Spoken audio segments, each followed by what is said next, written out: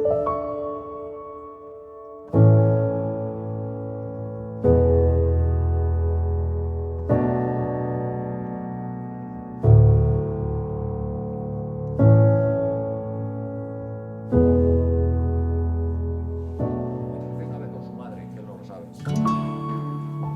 me dijo, ¿se llama Emilio? Le pusimos Emilio. Dice, pero estuvimos a punto de ponerle Modesto. ¿Hablas en serio? ¿Hablas en serio? No le hagáis caso. Estuvieron a punto. No se lo pusieron porque claro, no sabía lo que había salido. Ya con el tiempo se dieron cuenta de que este pobre hombre es un pobre hombre, un modesto. Bueno, Emilio, ahora hablando en serio, efectivamente, si hay algo que hay que destacar de ti es que eres una persona. Eres persona. Eres un simple hombre.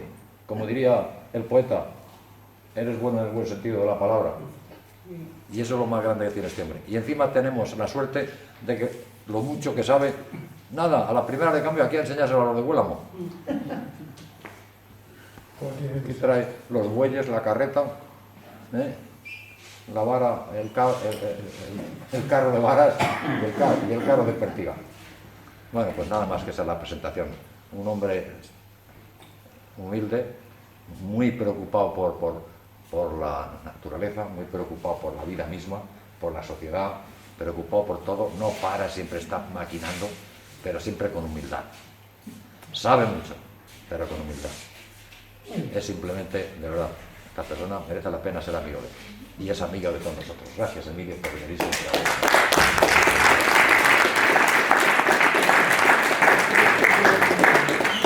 ¿Qué quiero decir, Ricardo, antes que hablaste? Sí. Yo, en primer lugar, me gustaría pediros si me dejáis que me quite la mascarilla. Por favor, a la distancia y todo. No os imagináis el alivio que es. En primer lugar, felicitar a las que se llamen Elenas. Si hay aquí alguna, pues desen por felicitadas. En segundo lugar, muchas gracias porque hace muy pocos meses, aunque parezca mentira, mea culpa, vi el vídeo que hicieron ustedes con la última intervención mía aquí en Huélamo y lo vi hace 6-8 meses y la verdad es que Ángel es igual, no sé, le regala los oídos a cualquiera, ¿no? Bueno, en tercer lugar, pues el tema que yo había elegido es carreteros, arrastradores y otros gañanes la maderada. Y reconozco que soy temerario, porque hablar de carreteros y de madera en Madrid, pues puede sorprender, ¿no? Pero hablar de madera y de bosques y de todas estas cosas aquí en Huélamo, en el corazón de la sierra, creo que hay que ser muy temerario para sorprenderles. Así que espero, sobre todo, pues eso, no causarles decepción. Miren, en primer lugar me gustaría dedicar este trabajo a varias personas, que algunos los conocen. Al tío Mariano, el arrastrador de Vega del Codorno, a César y Julián García de aquí del pueblo. Esa fotografía la he sacado del libro de recuerdos de aquí de Huélamo. Quería dedicar también este trabajo a los hermanos Miguel y Pedro Herreros Heredia de mi pueblo, de Cañada del Hoyo, después verán por qué. Y por supuesto a mi padre. Mi padre fue una de las personas que más me ha ayudado y que más me ha enseñado de todos estos artes. Y lo ha hecho con tal detalle y tanta cantidad de veces que yo me ha parecido estar con él cuando él estaba arrastrando madera. Vamos, yo diría que el que más tortillas ha comido debajo del pino abuelo de Palancares ha sido mi padre. Eso con toda seguridad. Y me ha contado muchísimo y eso es lo que yo intento transmitirlo a ustedes, ¿no? Todo esto además se va a grabar y se va a hacer un vídeo como siempre y va a estar a su disposición.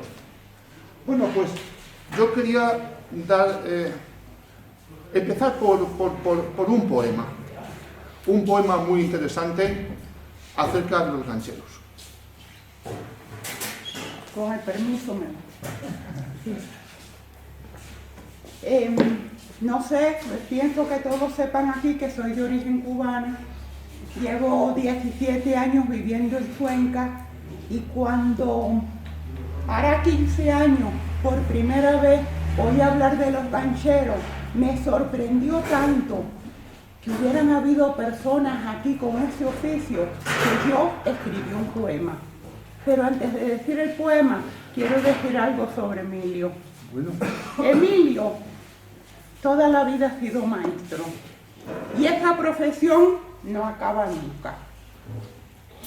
Cuando llegué a Cuenca también adquirí el libro El Fuero de Cuenca y ahí lo tuve por años. Y un día fui a una conferencia de Emilio porque nosotros lo perseguimos. Donde quiera que va a dar una conferencia, ahí estamos Lorenzo y yo para oírlo. Y Emilio dijo una cosa que yo dije, no se puede negar que este hombre lleva la profesión en las venas. Dijo, para leer El Fuero de Cuenca, os recomiendo que lean un capítulo cada día. Y es verdad, El Fuero de Cuenca no se puede leer como una novela, hay que leerlo capítulo a capítulo. Se lo comenté a Lorenzo. Bueno, pues nos leímos El Fuero de Cuenca gracias a ti, Emilio. Ya. Y les leeré este poema que fue lo que yo sentí cuando me enteré del oficio de los gancheros. Es dedicado, por supuesto, a la provincia de Cuenca y se llama Los Gancheros. Pastores del bosque y de la sierra, por el río que nos lleva, en el deshielo y la crecida con var y gancho, cual épica lanza guardaban la madera. Amplias camisas, zaragüeyes y esparteñas, el júcar refleja, y en las riberas, el calor de las hogueras, sueño en el suelo, y empapada la ropa. Remotas embarcaciones por camino fluido con San Nicolás de Bari y en la bota vino. Navegaba el ganchero y la maderada su destino. El agua grabó la huella para que en la memoria no muera el oficio de ganchero.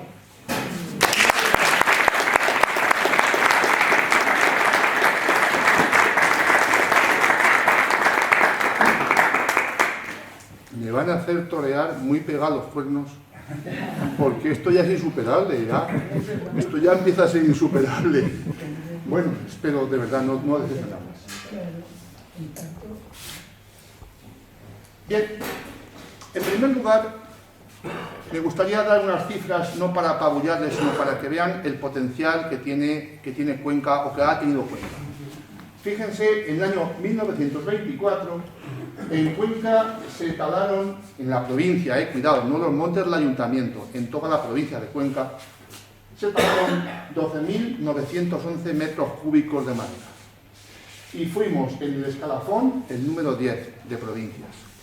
Pero en el año 31-32 cogimos la retahíla del primero y no lo hemos parado. El año 31, 36.000 metros cúbicos de madera. 36.236. Eso nos da una idea de la cantidad de gente que tendría que trabajar en torno a la madera. Que hoy, por supuesto, no trabajan, bueno, ni el 2% de a lo mejor lo que podía trabajar en torno, ¿no? Segunda idea para que se den cuenta la importancia de la madera. No sé si habrán conocido esto de aquí. Eso es el chapitel del Escorial, del Palacio del Escorial. Hay 4 chapiteles, ¿no? Esa es una estructura de madera, es una maqueta. Está demostrado y perfectamente documentado que los chapiteles del Escorial fueron con madera de Cuenca. Demostrado. Documentalmente, e incluso una especie de ADN que también tiene la madera, se puede demostrar eso. Pero curiosamente, es decir, que la madera de estos bosques llegó al Escorial. Pero es que resulta que esto es más sorprendente todavía. Esto que tienen aquí son 2 trozos de viga que se han recuperado, gracias a Dios, porque se vendieron, se expoliaron, lo que sea, y ahora se han vuelto a recuperar. Son de la mezquita de Córdoba. Madera de Cuenca. La madera de Cuenca llegó a estos sitios. Para que se den cuenta la importancia que tiene. ¿Qué potencial tienen estos bosques? Pues ahí lo tienen ustedes. De estos bosques se podría cortar simplemente, o sea, haciendo la cuenta lo que el bosque es capaz de crecer y lo que se puede cortar para no deteriorarlo, para que sea siempre la misma masa boscosa, se podrían cortar 578.608 metros cúbicos anuales de madera. Eso es lo que el bosque de Cuenca, la provincia, crece. Bien, y cuidado que son datos del año 1986. Como se pueden imaginar, en el mejor de los casos nunca se han llegado a esas cifras, se han llegado a muchas menos.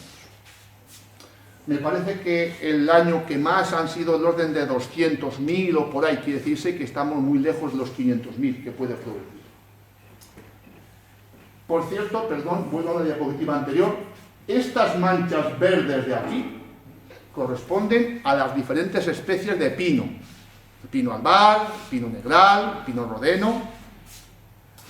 Y estas otras manchas son los robles. Y esta otra superficie es prácticamente superficie de labor. Bueno, pues está claro que la mayor parte de bosques pues, se localizan en la serranía. ¿Por qué?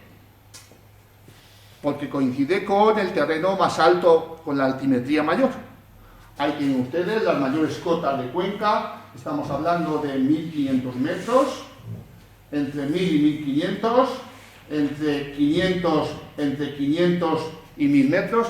Es decir, esa zona absolutamente estéril para la agricultura o muy mala para la agricultura es el potencial de los bosques de Cuenca. Y claro, si hablamos de gancheros, que todo el mundo los habrá oído, las 4 redes hidrográficas que tiene Cuenca. La red del Tajo, la red del Júcar y Cabriel, la red del Guadiana y la red del Guadalaviar. Son las 4 redes hidrográficas que tiene nuestro suelo. Está claro que el Guadiana no ha transportado madera, porque allí no había bosques. Ahora, cuidado con el Guadalaviar, que es un río insignificante y es tan maderable, o ha bajado tanta madera por el Guadalaviar que casi por el Júcar. Y fijaos que prácticamente en Cuenca casi que lo roza. Pues es un río maderable importantísimo.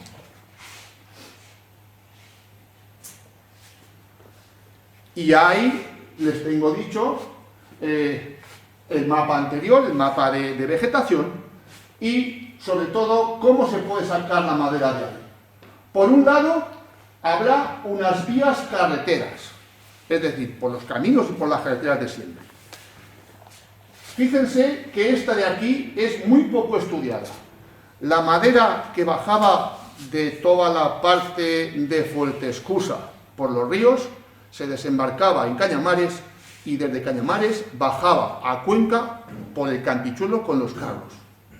Esa es la ruta más larga de carretera. Porque estamos acostumbrados a esta ruta de aquí de Palancares, que es la ruta más frecuente, ¿no? la que más se ha usado con los carros. Cuidado, porque esta de aquí pequeñita es Palomera. Y por Palomera también se ha bajado madera desde el Palancar. Perdón. Cuidado con este bosque de aquí, que es un bosque que pasa siempre desapercibido. Son los caborzos o los cadorzos y los yecos. ¿Dónde está este bosque? Yendo de Cuenca a Motilla del Palancar, cuando pasan un llano con un bosque muy espeso de pinos, que por cierto ahora hay ahí bastantes vacas, ese es un monte de Cuenca, el Ayuntamiento de Cuenca, los yecos y los caborzos. Pues esa madera tenía que llegar a Cuenca.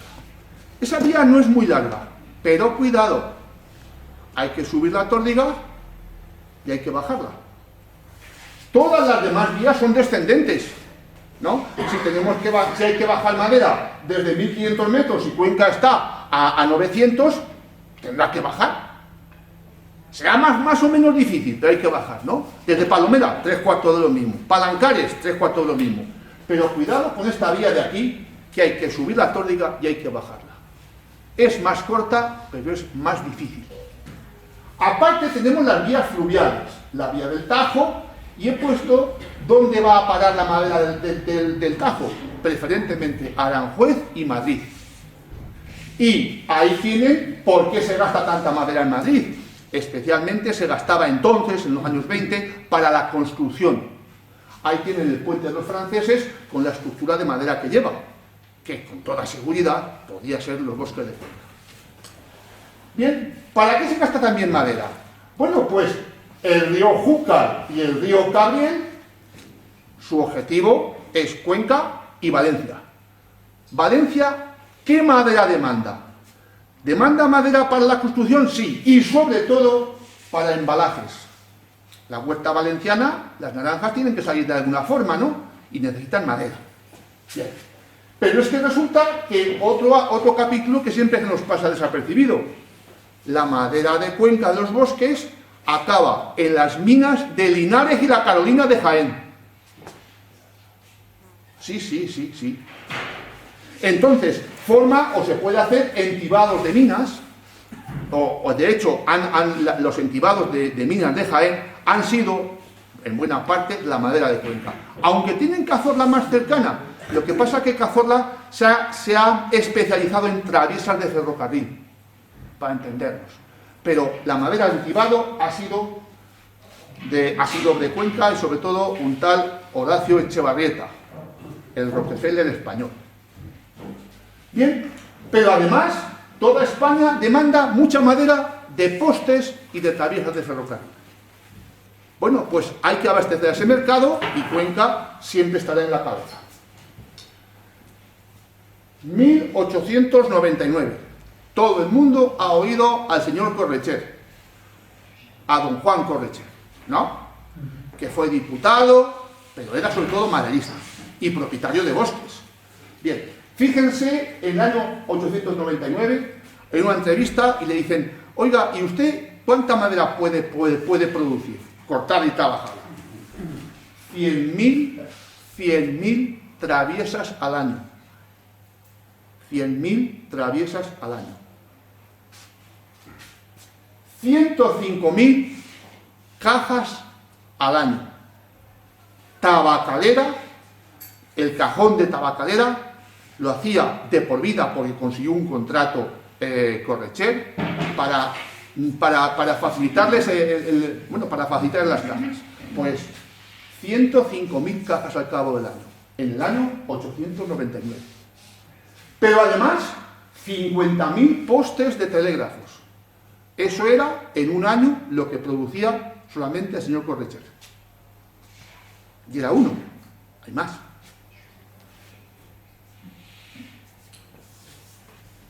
¿Dónde empieza el trabajo de la madera? Empieza en el bosque, con las labores de tala o apeo, y sobre todo pega y derrame. Eso lo hacen los hacheros. La palabra hachero, por cierto, es una palabra muy hermosa y es una palabra que me gustaría que la utilizásemos, que no se perdiera. Pero esta palabra en el diccionario no está, la que decía a continuación, arrastrador. No está. No está con la acepción de la persona que con su par de mulas tiene que sacar la madera desde ese lugar de apeo al lugar de cargue. Más o menos largo, más o menos corto, pues hay que sacarla con mulas. Ahí tienen al tío Mariano González, la Vega del Codorno, con su par de mulas, arrastrando la madera desde el Cerviñuelo.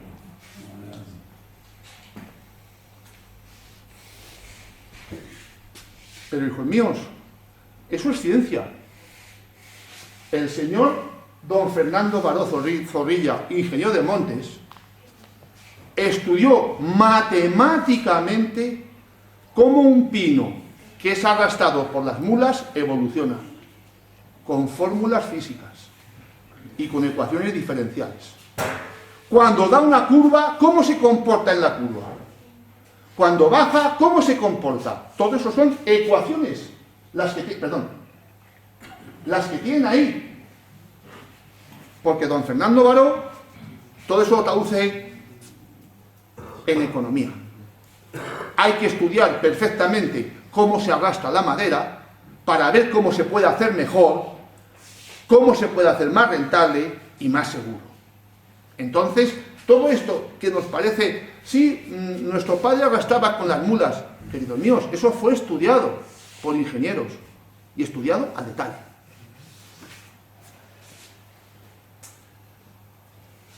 Lógicamente, el arrastrador llevará la madera desde el lugar de apeo a la cambra.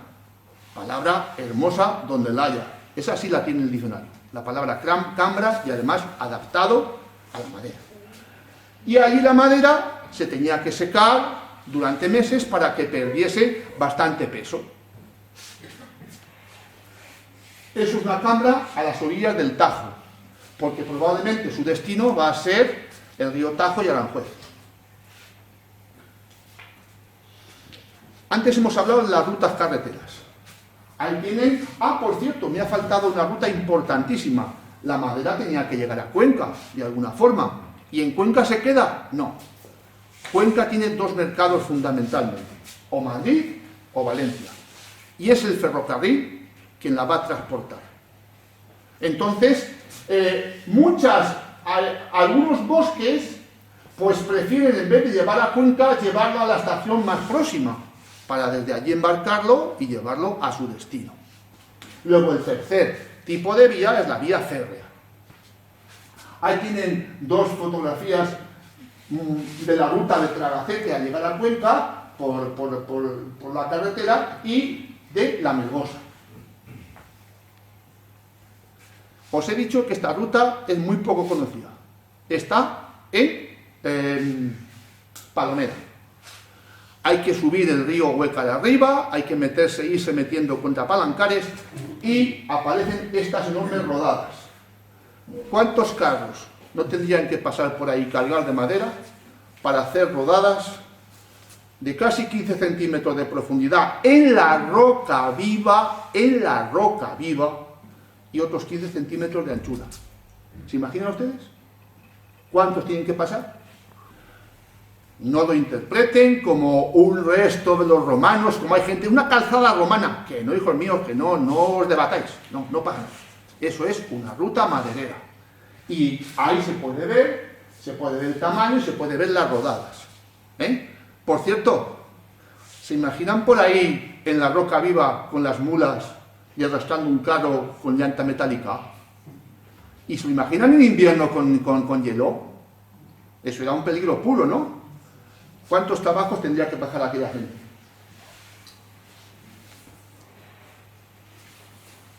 Café Central, mi amigo Paco Pepe, me ha dejado estas fotografías que quiero que disfruten todos ustedes. La ruta fluvial y la ruta carretera se tienen que encontrar en algún sitio. En este caso, la madera que baja por el Júcar acaba en el kilómetro 8, un poquito más arriba de las Grajas, ahí acababa. Y ahí se sacaba la madera. Y desde ahí, con mulas, ahí tienen los padres de mulas, tirando para sacarla y para llevarla, y los carros, ahí al fondo, aunque no lo vean bien, hay carros, hay madereros como estos, que es lo que he puesto yo aquí. Bien, me gustaría, nada más, aunque no es fácil, que vean el pantalón de esa persona de ahí. 25 remiendos. Eso nos dice el pobre hombre la cantidad que podría ganar, ¿no? Y cuánto trabajo tendría que pasar, no tenía ni para comprar unos pantalones nuevos. Ahí tienen otra misma panorámica, esa curva del río Júcar. Hoy es imposible porque toda la ribera está poblada de zarzas y chopos. Claro, ahí entonces no podía haber un árbol porque todo eso entorpecía. Bueno, pues desde el kilómetro 8 hasta Cuenca capital, en las riberas del río Júcar, no había ni un árbol, porque eso entorpecía para sacar la madera.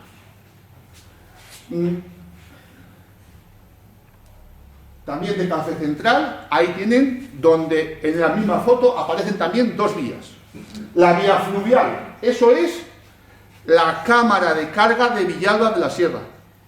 La central de Villalba de la Sierra está enfrente del Ventano del Diablo, está ahí la cámara de carga, ¿eh? Ahí está la cámara de carga, que es donde acaba el canal que empieza en Uña y acaba allí en Villalba. Bueno, pues esa sería la cámara de carga.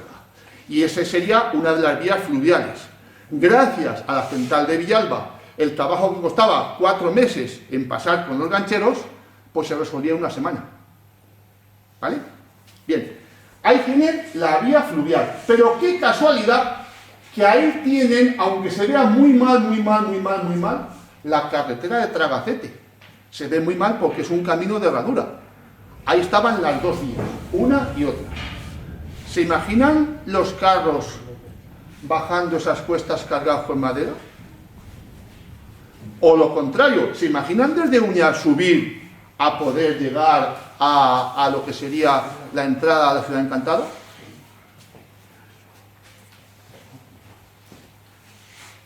Hace poco tiempo, el Otto Wunderlich, que es un fotógrafo que quedó muy impresionado en general por España, hizo un montón de diapositivas de fotografías y están a disposición de cualquiera.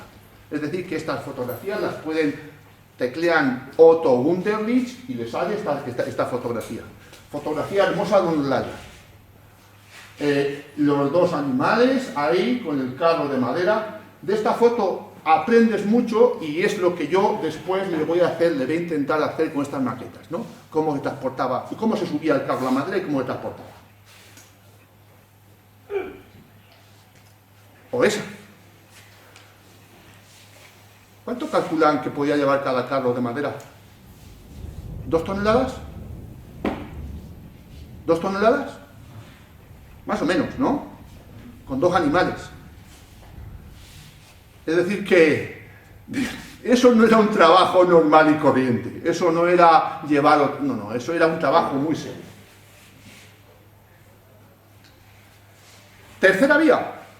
En Cuenca funcionó el tranvía aéreo. No les estoy diciendo una mentira. El tranvía aéreo, que también se conoce como el cable de Uña. En Uña, en la Sierra de la Madera, ahí se puso una estación de carga y otra de descarga que estaría prácticamente en la misma laguna. ¿Vale? ¿Por qué se hizo ese cable? Por cierto, el artífice de ese cable es una persona muy entrañable en Cuenca, es don Jorge Torner. ¿Vale? Bien, pues des en cuenta desde ahí del escalerón la vuelta que tenía que dar la madera para llegar abajo. Es una vuelta de 20 kilómetros, peligrosísima, que muchas veces, ¿cómo se resolvía? Tirando los pinos de arriba abajo. Muchos se rompían, pero es que era lo más práctico. El cable resolvió ese problema. Pero el cable, además, resolvió otro segundo problema. La madera que se mete en el agua y no es de buena calidad, malo. La que es de buena calidad, tiene buena tea, aguanta el agua y es más, hasta le viene bien. Pero la madera de mala calidad, porque sea joven o por lo que sea, se estropea. Se estropea. ¿Eso de qué sirvió? Casi eliminar las vías fluviales y dejar únicamente las vías carreteras. Es decir, si ya había que colgar la madera en el cable y no tenía que tocarse con el agua, desde ahí, desde Uña, se bajaba con carros hasta Cuenca capital. Ahí tienen la foto donde estaba instalado el cable de Uña.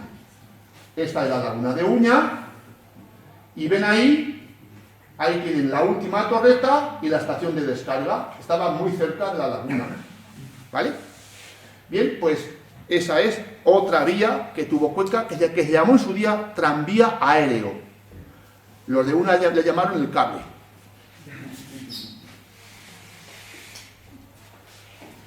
Dos palabras tan hermosas como las anteriores que tienen que meterse en la cabeza, o por lo menos conservar. Para bajar las cuestas hace falta un freno eficaz. La galga. ¿En qué consistía? Un pinocho verde haciendo fuerza contra el carro. Y de esa forma se iba frenando las ruedas. Esa es la galga. Segunda palabra, fundamental, el tuerce. Todo el paquete de madera no podía moverse. No podías arriesgarte a tener que perder la madera, aparte de lo peligroso que podía ser. Entonces, ya verán ustedes cómo se hace un tuerce y cómo se consigue toda la madera hacer un paquete y que no se salga nada.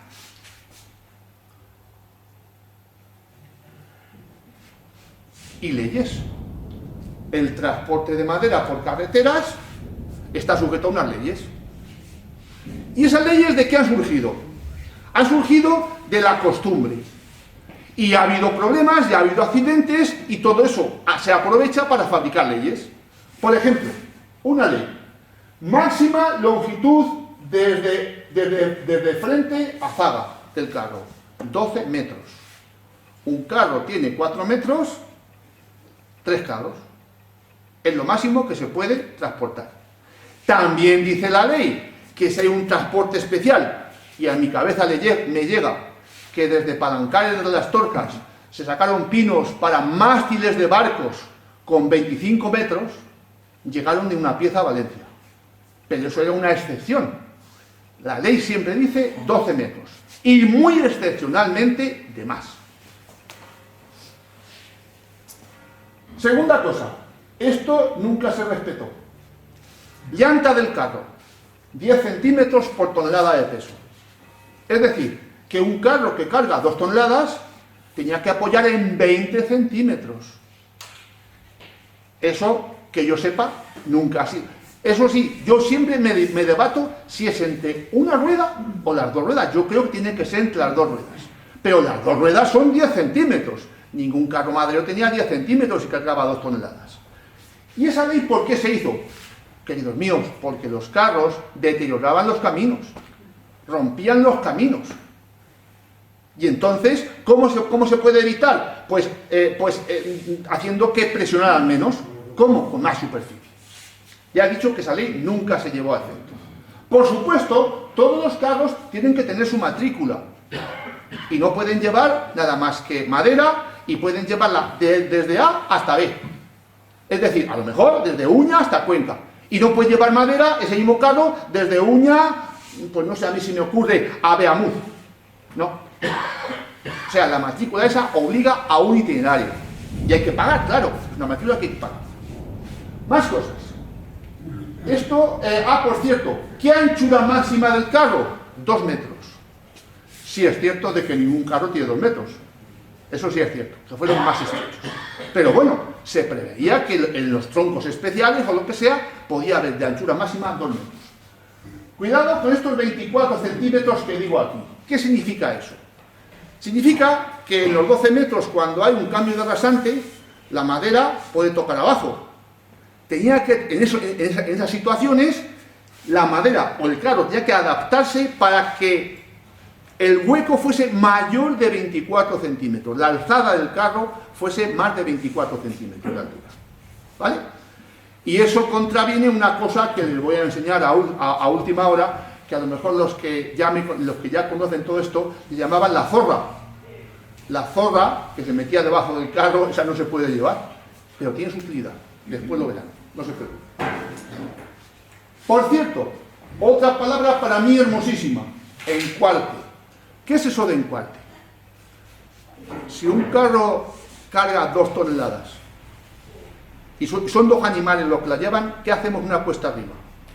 Ayudar con otro par. A eso se llama encuartar, es decir, poner hasta el cuarto. Bueno, pues en las cuestas muy para arriba se podía hacer doble encuarte, es decir, aparte de las mulas que llevaba el carro, otros 2 pares más. Ya para los sitios más. Y por cierto, ese encuarte es muy curioso, porque ¿cómo se apañaban los carreteros? Pues llevaban varios carros, había una cuesta arriba, y entonces desaparejaban dos de los carros, los dejaban ahí quietos y le ayudaban al primero a subir, ¿no? Bajaban, subían al segundo. Eso causaba muchos problemas en las carreteras e incluso accidentes, porque los carros estaban allí y eso es entorpecer. Entonces, en ciertos tramos, el ayuntamiento ofrece servicio de encuarte y lo ofrece, sale el cargo a subasta, es decir, subasta a ver quién es el mejor postor, para ayudar a los carros madereros.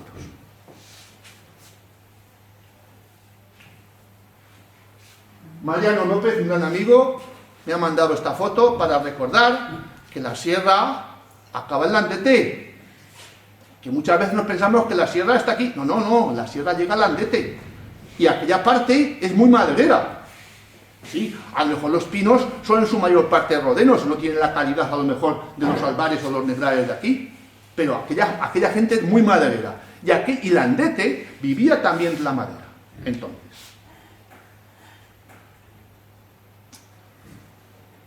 me parece que me he pasado, no sé. Ahora, ¿y cuánta fuerza tiene un animal? Todo el mundo se lo puede plantear. Si he dicho que se estudió físicamente cómo un pino se mueve tirándole con un par de mulas, y está perfectamente estudiado con ecuaciones físicas y matemáticas, se sabe perfectamente cuánta fuerza puede desarrollar un animal. Porque hicieron experimentos, porque entonces la única forma de transportar grandes pesos eran los animales. Y había que estudiar qué tipo de animal era el mejor y cuál era el más rentable. Y por ejemplo, cosas curiosas, en 1907 se dice que 2 caballos que tiran en impulso, primero, cuidado, 2 caballos, cuidado, no mueven 80 quintales, 80 quintales son 8 toneladas, sino que un caballo puede tirar en ese impulso primero de hasta 8 toneladas, 2 caballos. Un tiro, un par de caballos.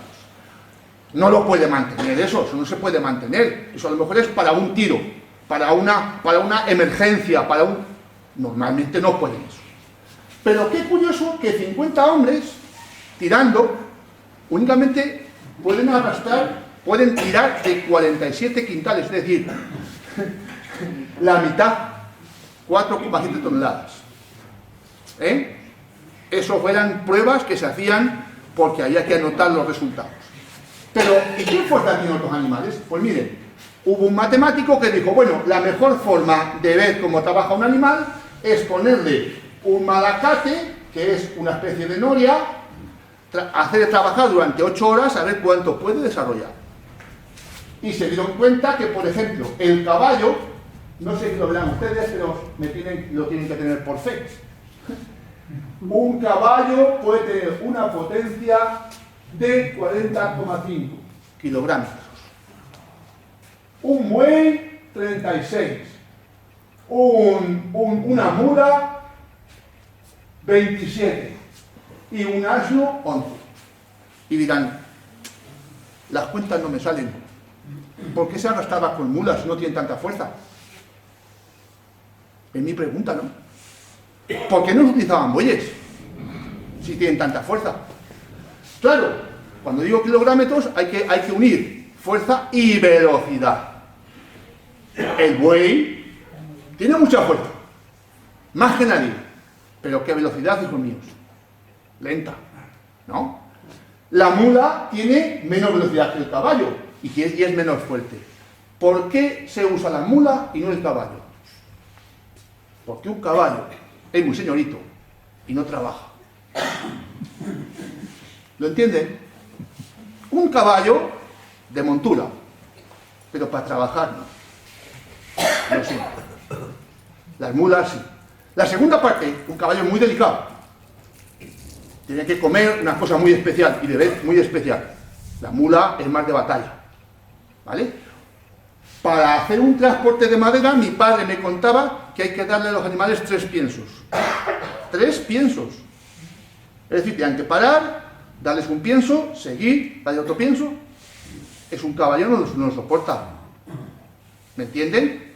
Entonces, la mula es más socorrida, aunque sea menos fuerte, pero es un animal más adaptado al arrastre. Ahí tienen la otra fotografía para que vean lo que puede llegar. Esa es muy interesante porque ves en cuenta el yugo de arrastrar o el yugo de madera, que no es igual, por ejemplo, que otro yugo agrícola. Está más separado. Porque según decían los arrastradores, Mariano me decía, lo que peor llevan las mulas es que le toque la cadena en el lomo. Eso lo lleva muy mal. Entonces tienen que estar más separadas. ¿Vale?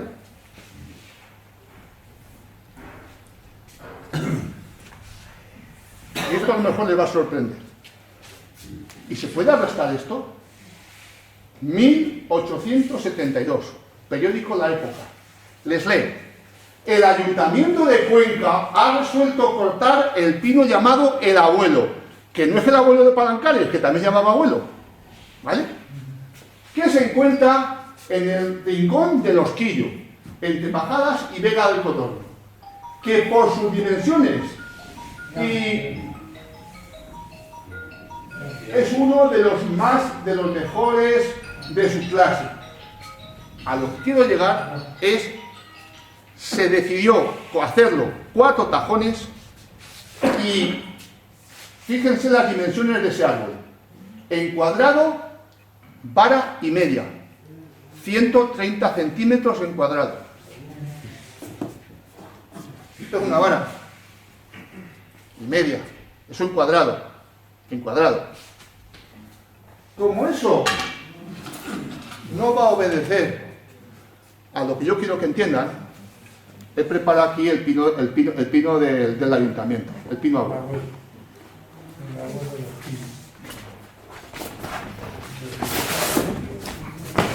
¿Alguien me ayuda, por favor? Este es el pino abuelo del Osquillo. En cuadrado, vara y media. Y esto se arrastró con animales. ¿Me entienden? Y dirán, ¿y el abuelo actual? El abuelo actual, el pino de Palancares, tiene un palmo menos. Es decir, está por aquí. ¿Sí? Este pino no era viejo, aunque se llamaba abuelo. Tenía nada más 500 años. El pino de Palancares tiene 350, ¿eh?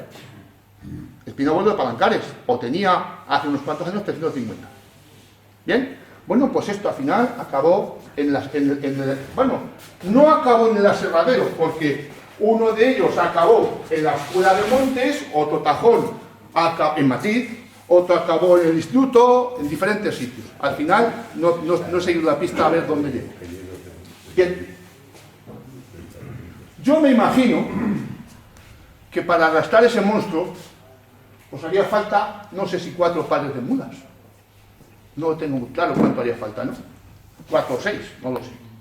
Cuidado porque en aquella época, en 1929, en Nueva Guinea, se talaban árboles enormes.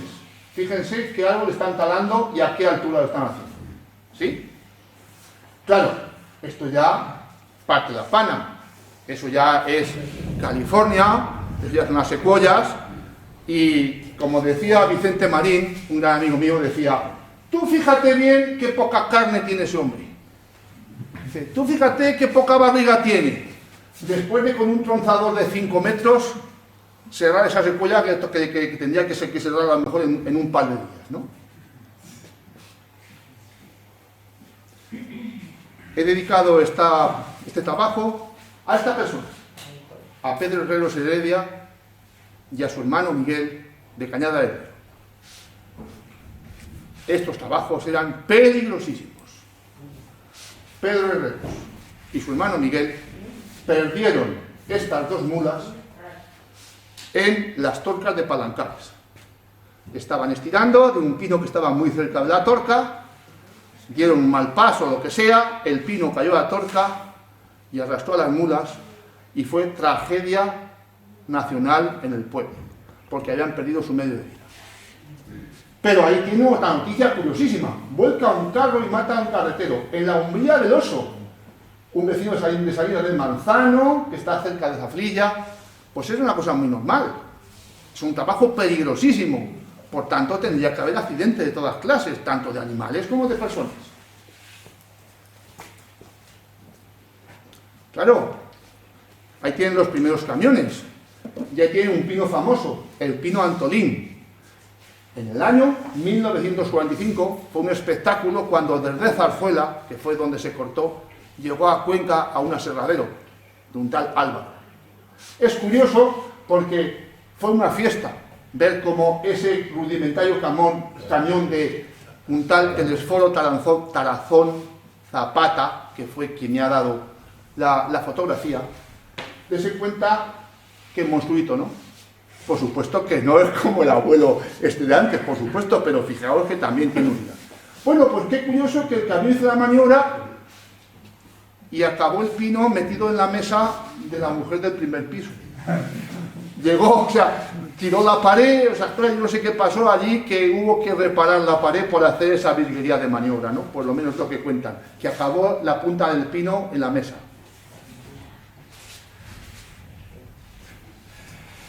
Esa foto, si la recuerdan ustedes, porque son gente de aquí, la he sacado del libro de Huélamo. Los gancheros no acabaron su trabajo cuando llegaron los camiones. No, si me apuran, fueron todavía más contratados. Dejaron el río, pero había que cargar los camiones y las vagonetas, y se cargaban a gancho, y se cargaban como lo vemos ahí. 5 o 6 personas, pim, pim, con un plano inclinado para cargar el camión. Y dirán, ¿y las grúas? Queridos míos, las primeras grúas que llegaban a los camiones eran tan peligrosas que nadie se atrevía a ponerlas y a montarlas. Porque sí, te subían el pino, pero el pino empezaba a hacer así, y entonces a quien pillaba, pues le daba un golpe y hubo muchos accidentes.